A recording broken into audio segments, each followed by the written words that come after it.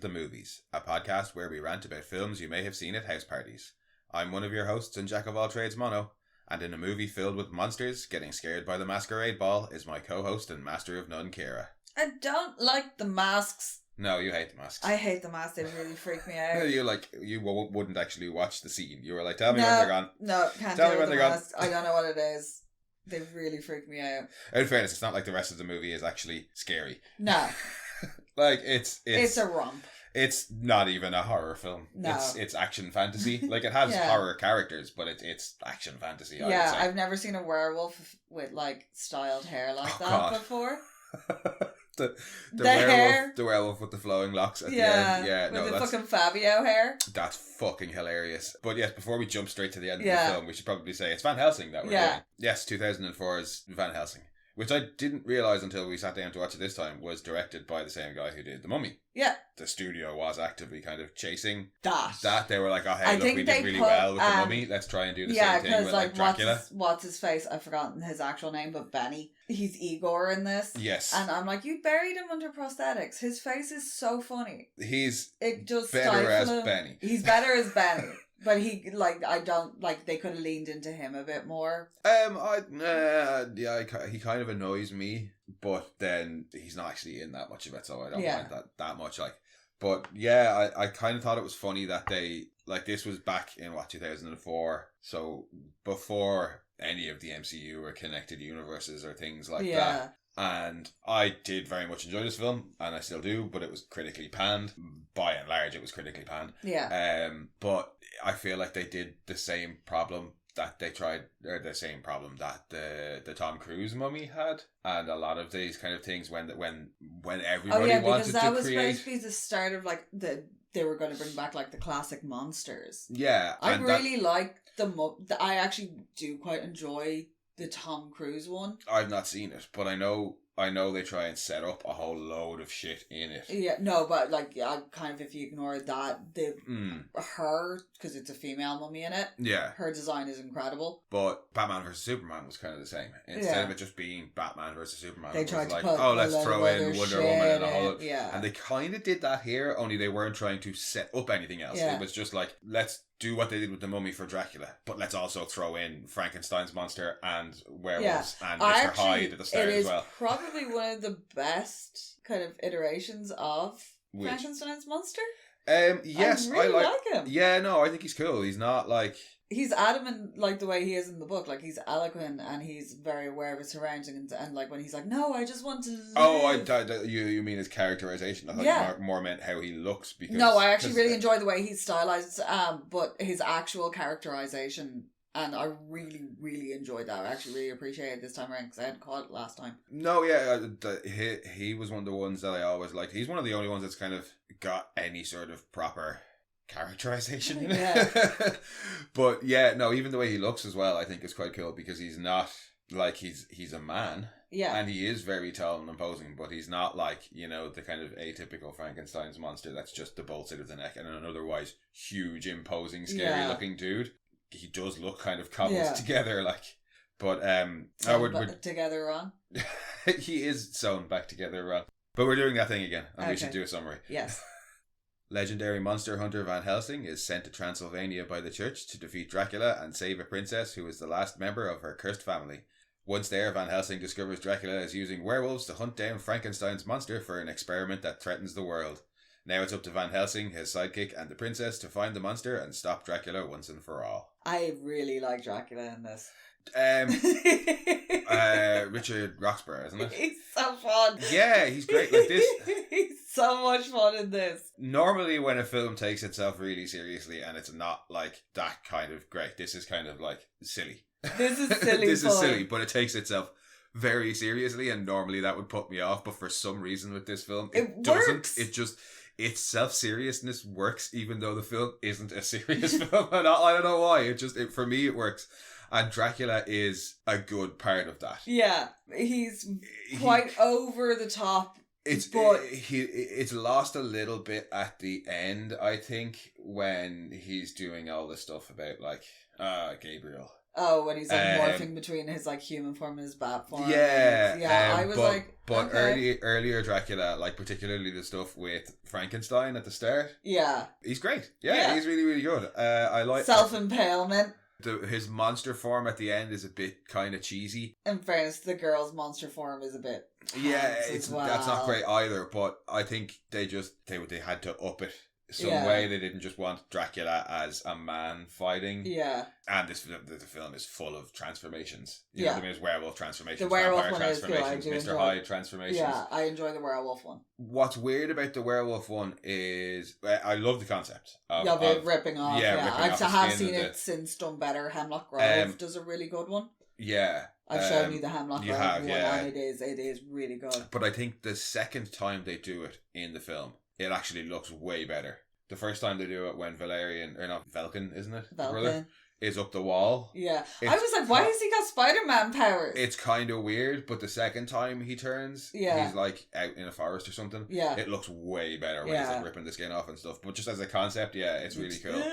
I quite like some of the vampire effects, more to do with when they're stretchy-faced and shouting at each other. Yeah, like when they do the big fangs and stuff. But I particularly like the way they move through that portal thing. Is really cool. Even just the way when he wakes up from his coffin after Mariska's died. Yeah, when he wakes up from his coffin, and then when he takes the two remaining girls and just kind of recedes into the wall with them. Yeah. That shit looks so cool, and I love that kind of a Dracula. Yeah, Francis Ford Coppola's one does it as well. Yeah, particularly well as well, but just with that the girls, kind of like, and he disappears into the statue, like it's so otherworldly, like, you know what I mean? It's not just like I also enjoy how much time he spends upside down. He's like, I'll just stay out of the way up here. Now, that said, I also like his little minions. Now, I know maybe he didn't create the portal or whatever, but given and I'll get back to the minions in a second. Given that he can walk up walls and on ceilings and stuff like that, I really feel like the portal should just come out on like the side of a cliff. I was saying, I was like, if that was my portal, I'd have it come out on the side of a cliff so that anytime anybody else walked through, they just fall to their deaths, because I can fly and walk on walls as Dracula. But getting minions to bring things back. Because that's into the village, like, so... Well, no, I think he can access it through kind of any but his minions probably can't. Yeah, I think his minions just stay in the castle. Yeah. But it opens out onto a cliff, just onto the land side of the cliff, not the falling side of the cliff. And I was like, oh, that's disappointing. The minions are, yes, also other monsters. I have it written down. Dakians or something? I had it written down as... Oh, I wrote a lot of notes. Where are you little weird monster things? I thought they were called like Dwozes or Dwokins or something like that. Yeah, they like do his bidding. But in the Wikipedia article, or the Wikipedia page for the film, they talk about, all the various monsters that are in it, and they mentioned something else, and I was like, what? And it's those little weird things. Yeah. But they're supposed to be, they're based on, it's like Pembroke Hill dwarfs or something like that. It's a particular type of like dwarf in English lore. Okay. They're basically boggarts. Oh, right. Yeah, it was like bogies or boggarts. But yes, they're supposed to be basically little boggarts. Yeah, they're grunkalunkas.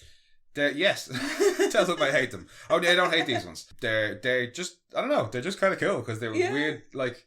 They're also very similar to, I can't remember what they are. I know they're not the same thing in Star Wars, but in Star Wars Robot Chicken, they'll be back and in greater numbers. Oh, well, they're also in actual Star Wars. They're not I know, but... Sand people thing. Yeah, I'm crap at Star Wars. Yeah, me too, but most of it is from, Robot Chicken. Jawas? Is it Jawas? I don't know. I'm bad at Star Wars. I don't Star Wars. It's not Stargate, so I don't care.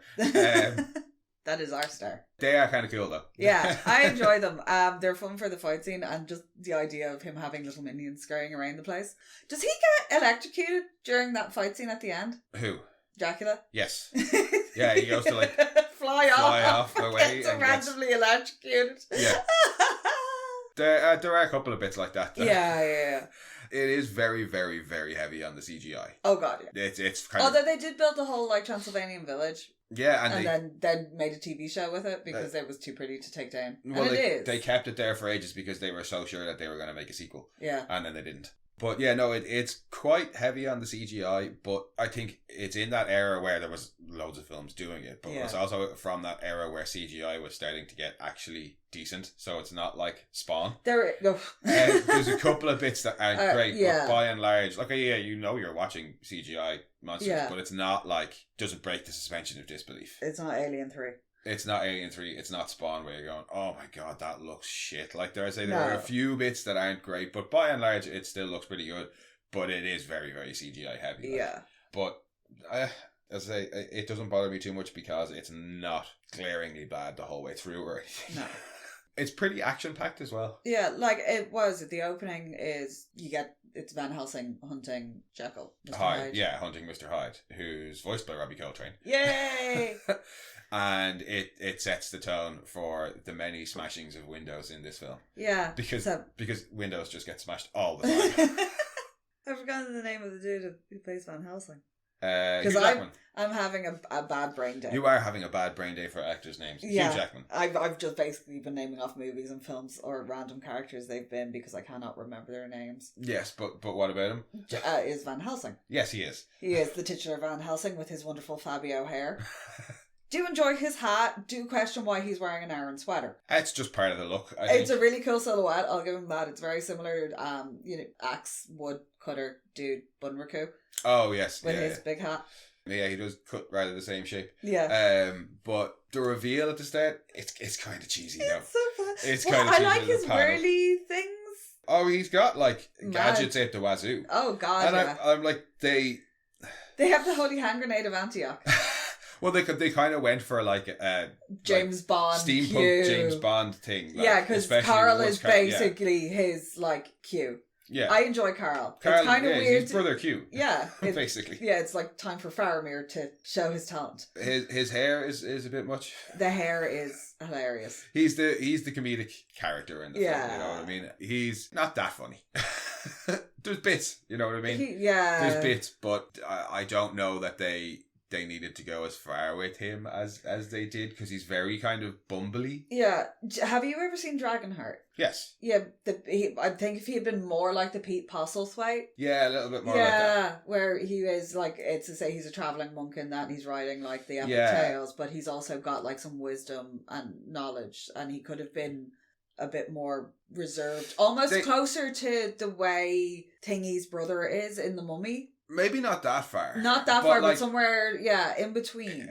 He's not as bad in the latter half of the film, but kind of... after he gets his end away? Yeah. But basically kind of in the first part where, when he's first just getting introduced to violence and he's all like, bumbling around the place. Yeah, it's kind of annoying. Like, after that, when once he's got his end away, kind of there's still bits of it because like in the carriage chase, he's like, "If I let you out, will you kill me?" and there are bits, but it's just, or he should have gone entirely the other way and gone like Bobby Hill. I don't know you. That's my prince. And then we have Kate Beckinsale's Anna. Yeah, bad accent. Yeah, bad accent. Bad makeup. Was the makeup the hair fucking pissed me off. The makeup's too harsh for her face. I know they were trying to remove it from the underworld. Yeah, they did. Yeah, they I think that was it because they were like, oh, we've got vampires and werewolves and Kate Beckinsale. Yeah. Well, they initially didn't want her at all. Like he wouldn't, and her agent was like, give me a script because he was so convinced she wouldn't want to do it because she had just come off Underworld and was like, it's too similar. It's not though. Well, I mean, like it's a film with vampires and werewolves and Kate Beckinsale, but then the similarities end after that. Maybe tone a little bit, but like she's not a vampire. This is not dark and moody and full of black leather. It's definitely not as self-serious as Underworld, which we also love. Yeah, it's very action packed. Yeah, like, there is like comparables, like because there is a chase sequence in this with the carriages and the decoy carriage, and I love that. And fuck the horses, apparently, who are just left to run. That'll be fine. They'll be fine. Yeah, they'll just go home. Like that's quite like ooh, peril. It's a trap. Ooh, that jump is so unbelievable. Yes. That was one of the things that the kind of like criticisms that I saw levied against the film was that it was basically just, that's kind of the only thing really that keeps the momentum of the film going is the action. Yeah. Like that the story makes no sense. And I was like, the story doesn't really make no sense. It's just fantasy. Yeah, like it's not overly complicated. You people have stupid. seen The League of Extraordinary Gentlemen, right? Because that's also a story that makes no sense. But that was kind of in the more critical reviews. They were saying like that it was like, yeah, look, there's no substance here. It's just action, and Stephen Sommers is just trying to keep our attention with non-stop action, so that we don't stop to think about the fact that the plot is stupid and the characters have no development. He's trying to bring his babies to life. The plot's the plot is like you Dracula. get to see how dangerous they are the first time he thinks he's succeeded, and you see them like descending on the village, and it's like, oh shit, and then you find out that that's only one clutch from like one thing, and there's like hundreds of thousands more of them, so if he succeeds he could actually take over the world. Dracula's trying to bring his kids to life, and he's to use Frankenstein's monster to do that. Van Helsing is sent to stop him, and Anna is a side character. Okay, there's the stuff with Anna's... Her brother's a werewolf. There's the stuff with Anna's family. They're that's cursed. Kind of a B plot, but it doesn't really go anywhere. Except it gets them into the castle, because the whole her dad used to stare at the painting. Well, no, but in the sense of it's not that important to the overall plot. No. She just has a personal vendetta. And then there's the whole Van Helsing's background and Gabriel and all that, but that's also not important to the core plot. It's not like it's a super convoluted plotline. No. Dracula wants to make kids. Van Helsing has to stop him. Yeah. There are B plots, yes, but it's not. The reviews are making out like there was just no sense to the plot at all. And as to no character development, okay, but it's Who cares? 2004 fantasy action. You know what I mean? I don't watch these kind of films. I don't watch a film with Dracula, werewolves, and Frankenstein's monsters, and Van Helsing hunting them all down, and Mr. Hyde, and the Boggarts, and I don't watch a film like that for character development. No. Come on. You know what I mean? I was pleasantly surprised that we got an eloquent and intelligent and somewhat philosophical Frankenstein's monster. Yeah. That was cool. He's not called Adam in this, but you've never read Frankenstein. I really enjoy the book, and he is as eloquent as Adam is in the book, and he has all the reasoning where he's like, you need to kill me now, because if Dracula gets me, you're all dead. And he's okay with that. He understands that that sacrifice is for the greater good. The greater good.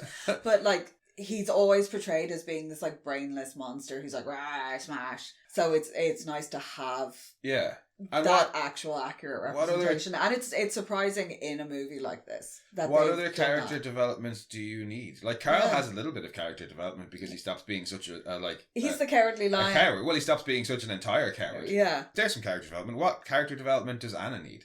And okay, maybe Van Helsing. The Gabriel thing does go absolutely fucking nowhere. Yeah, who cares? And it's why even bother introducing it? Because it's they hint at it and then the first time they meet, and then they talk about it more explicitly in the final fight, and he's basically oh yeah, you are Gabriel. You are the Archangel Gabriel. And it's okay, cool. How?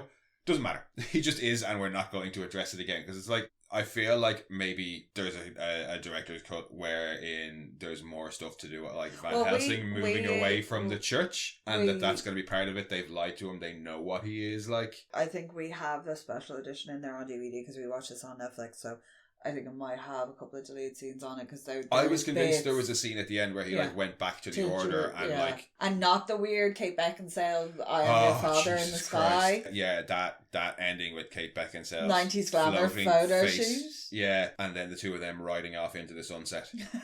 When we were watching it, I was they've got one last chance to use that music again. And that fucking lip music! That fucking that real intense lute. They get their money's worth out of that music. I'm telling you, lute players must have been hard to find in the early 2000s. Now bardcore is everywhere. Yeah, but just back on the shitty reviews things, it was getting it got a lot of grief. It got accused of being the worst would-be summer blockbuster since Battlefield Earth. Oh, and I've seen Battlefield Earth. Somebody else who said it was basically too bad to even be considered so bad it's good. Looks like a movie assembled by a room full of computer geeks munching Doritos and playing Wolfenstein in between stints of designing Dracula's fangs. Throws together plot strains from various horror movies and stories and tries to muscle things along with flash and dazzle, but the film just lies there. So that's what a lot of people said. Jesus Christ. The person that we disagree with, quite frequently, Roger Ebert. Yeah. Roger Ebert gave it 3 out of 4 stars. Yeah? Saying that at the outset, we may fear Summers is simply going for FX overkill, but by the end, he has somehow succeeded in assembling all his monsters and plot threads into a high voltage climax. Yeah. Van Helsing is silly, spectacular, and fun. Yeah. I mean, you know what, Roger Ebert? You're 100% right on that one. It is. It is kind of like your kids are a bit older. This is not like little kid family fun, but this is like teenagers. Yeah. Everybody can like sit down and watch it. It's silly. You can stuff popcorn in your face. Oh, it's absolutely, a popcorn movie, 100%. There's some hot girls to keep dad entertained. There's a sexy Dracula for mom, and also, what's his face? I'm so bad with names today. With the flowing hair for mom. Hugh Jackman. Yeah. And I mean, Velkin's not bad looking either, and he gets shirtless for a fair bit of it. Yeah, like, so there's a lot there for, like, mom and dad to just be entertained by. But I'm like, why did it do so? Like, I mean, it made 300 million worldwide, like 150 million budget, so it didn't do terribly, but I'm like, why did the critics hate it so much? Was it... It is 2 hours and 10 minutes. It's long, yeah. It's like actually quite long. They could have done without maybe some sort of sequence. Was it just that there was so many kind of films of that type? Because we've talked about it before, not in a while, but like... You get these gluts of films in the Dooms same... And your Resident Evils and your Silent Hills and a whole lot of films that we've covered already in your AVPs. Yeah.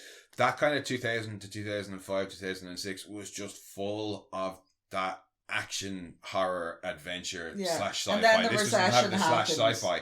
But there were so many of them back then, and was it just that, this just couldn't stand out really amongst the rest of them? Because it's damn good. Yeah. Like, it has its problems, but so do all the rest of them. Yeah. You know? I do love your man fucking Top Hat in The Village. The dude who looks like he's from the Mighty Boosh. I'd actually have preferred more of him and less of Igor. Yeah. What was his deal? I don't know, but he really looked like he should have been in, like, the Mighty Boosh. Yeah, oh yeah. I mean, he was a polo around the eye short of the Hitcher. Like. But no, I liked him. Weird, yeah. Sad when he died. I could have done a little bit more of him. Yeah. Although his death is hilarious as well.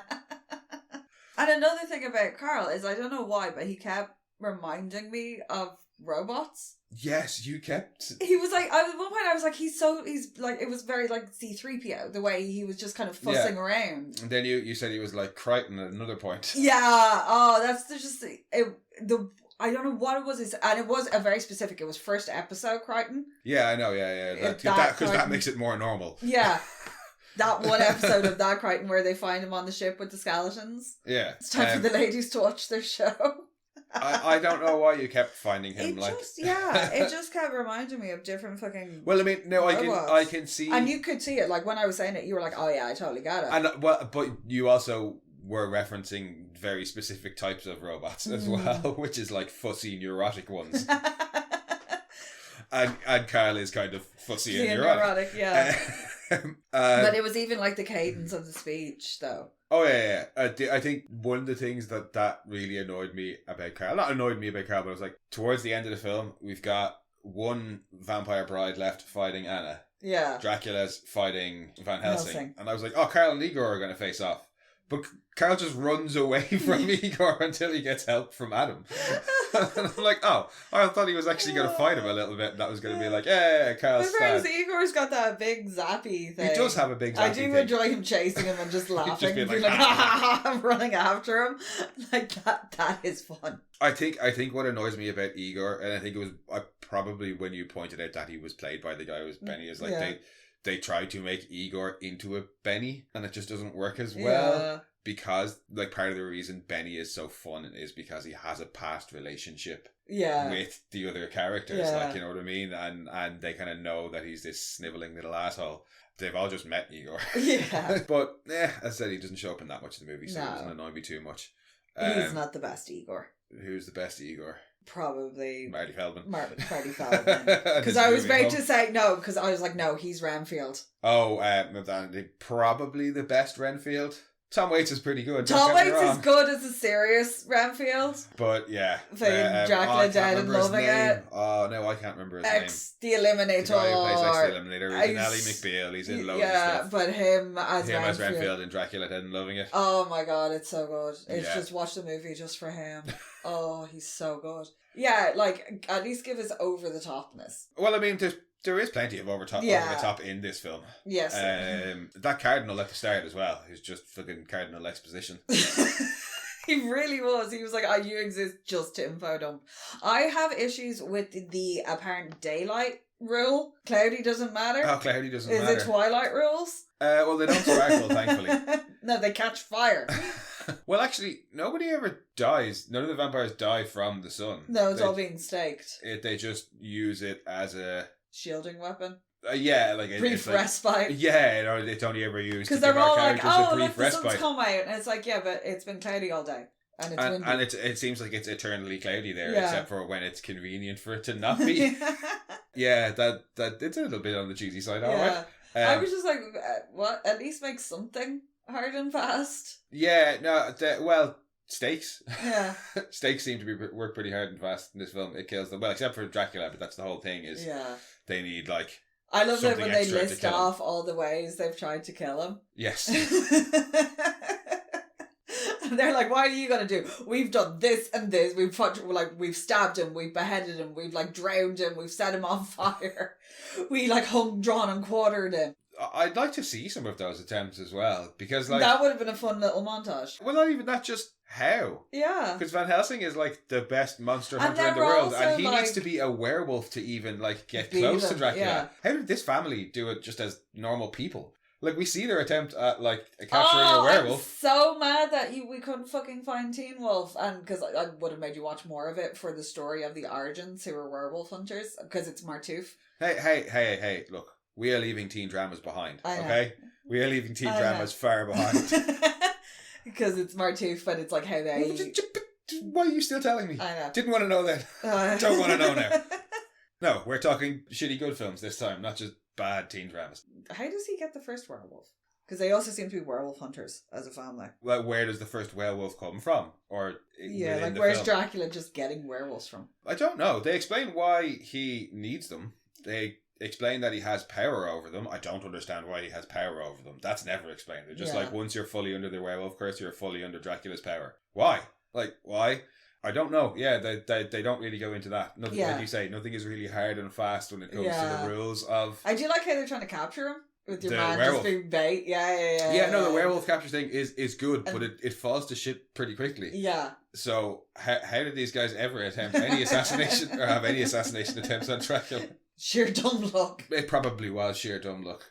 The whole having... kind of at the end when we get the full story of her family, and it's the first, the patriarch of the family was actually Dracula's daddy. Yeah, and he couldn't kill his son. So it's Van Helsing who ended up killing Dracula in the life that he can't remember. And it's all this stuff that it's ooh, deep lore that still goes nowhere at the end. And maybe that was stuff that they were going to use for the sequel or something. Yeah. But it really adds very little to the overall plot of the film. It could have almost, once they knew they were making a sequel, could have almost gone with a re-edit. Because some of those... Potentially, yeah. Because some of those bits are completely unnecessary. Yeah, if it was kind of sequel stuff, I think they were still planning on the sequel by the time it was released anyway.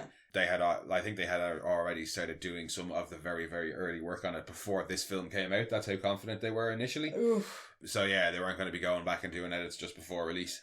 But I mean, was it a bomb? I don't think it was. It did, critically, as we've discussed, it didn't do well.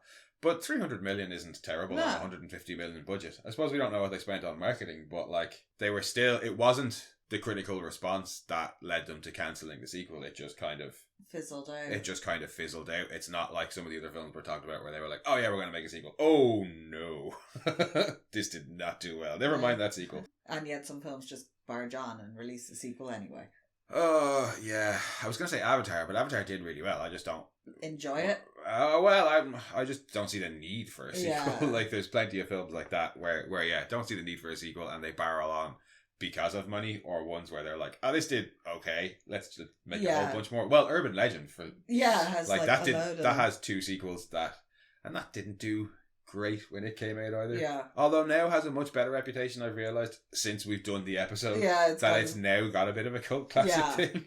It's fun. It's stupid. I was reading a thing the other day that was best types of horror movies for different seasons, and it's a summer unsupervised. Oh no, it's return to school season.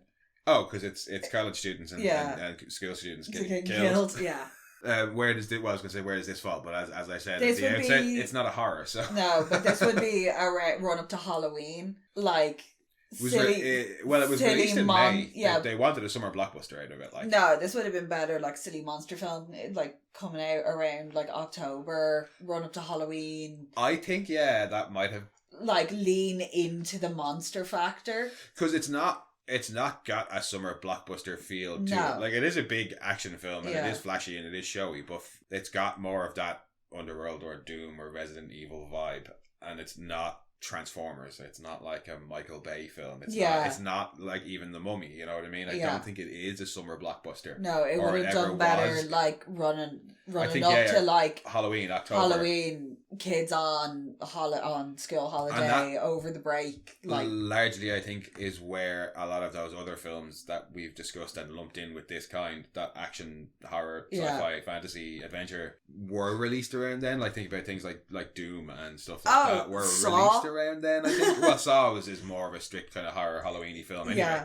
But it's Halloween, it's time for Saw, and the blood drive. I think you are right. This probably would have done better. Yeah, because I do very much have a love for the Hammer horrors coming up to Halloween. It's like, ooh, it's spooky season. I'm going to watch all the old monster films. I'm going to do Speaking of, that is one thing that does come across. While this maybe not a summer blockbuster, the Hammer horror-ness of it all. Well, it was. Stephen Sommers loves all the old Universal horror films, and you can see that it really comes through in certain parts. The opening, for starters, being, chasing him around Paris. Oh no, sorry, the Dracula and Frankenstein scene that's black and white.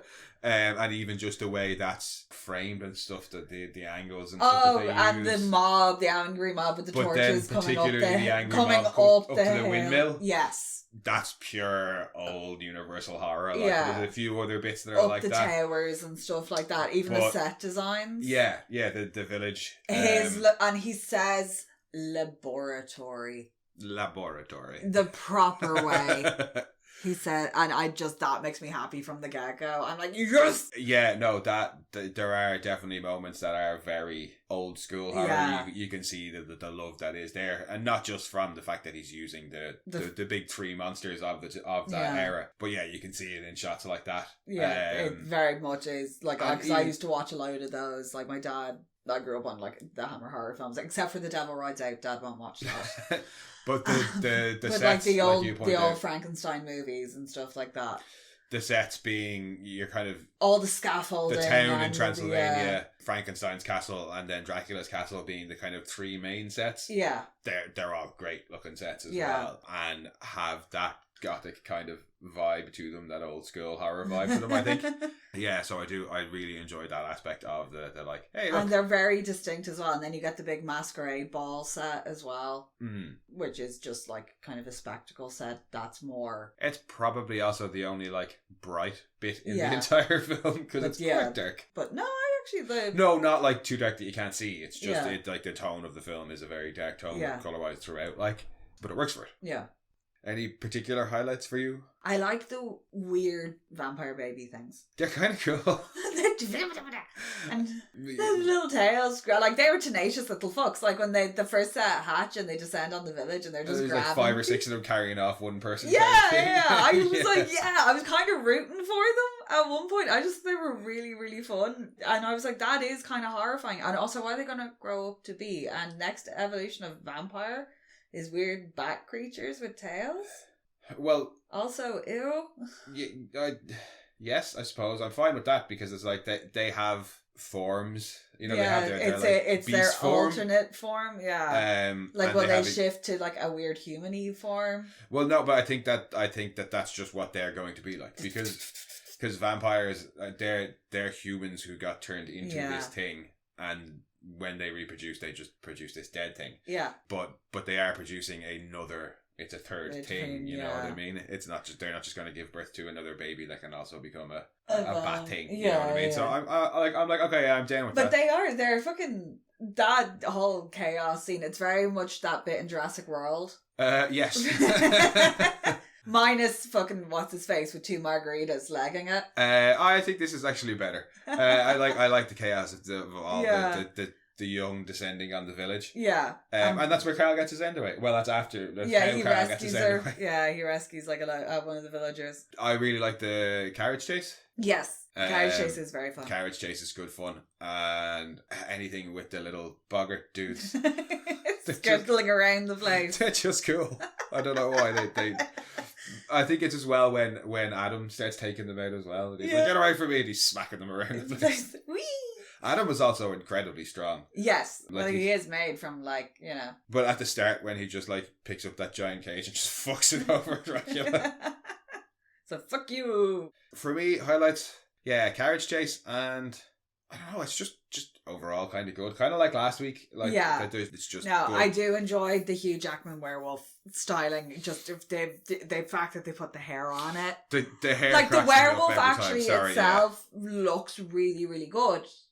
Especially because it's a black werewolf and it's like moonlit shot, so but they have all the shine and everything you would expect off the fur, and then they've just given it the hair. They have really given him Fabio hair. And it's just I don't know why. It's hilarious and it's ridiculous, but it's like, of course he has the hair.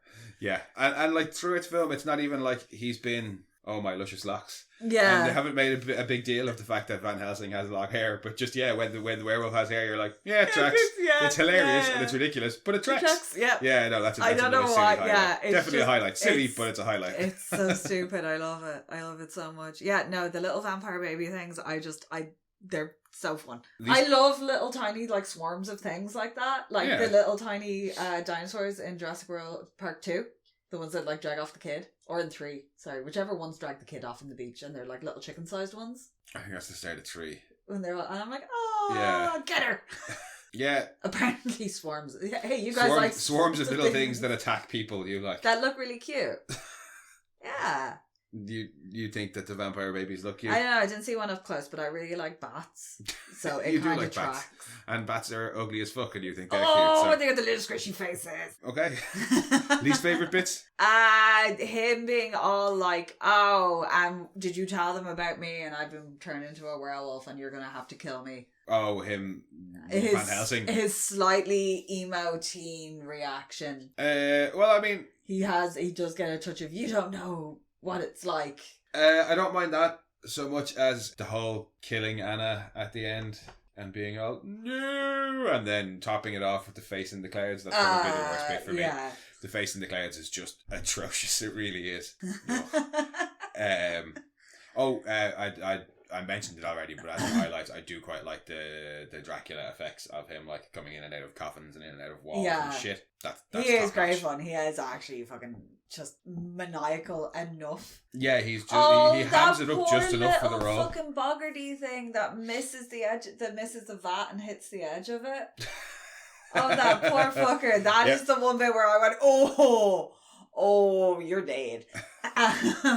Of all of them, that one hurts. But no, I did those special effects of Dracula coming in and out of walls and shit. Yeah, really like that. No, the introduction, and Mariska's death up on the roof. I do enjoy the way they die, and it's down to the skull, and the skull's got all the mad teeth. Yeah. Also, the girl, I love the fact that Dracula is mostly window smashing. The girls go through roofs. Yes.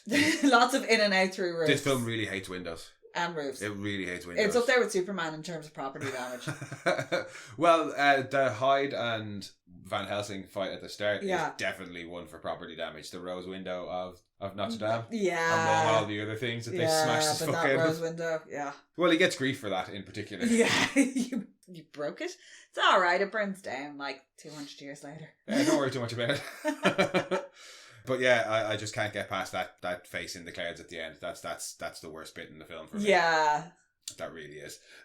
Yeah. I'll let everything else away. Just not take that face out of the clouds, and even the riding into the sunset's pretty bad. But the face in the clouds is just, is it ever good? No.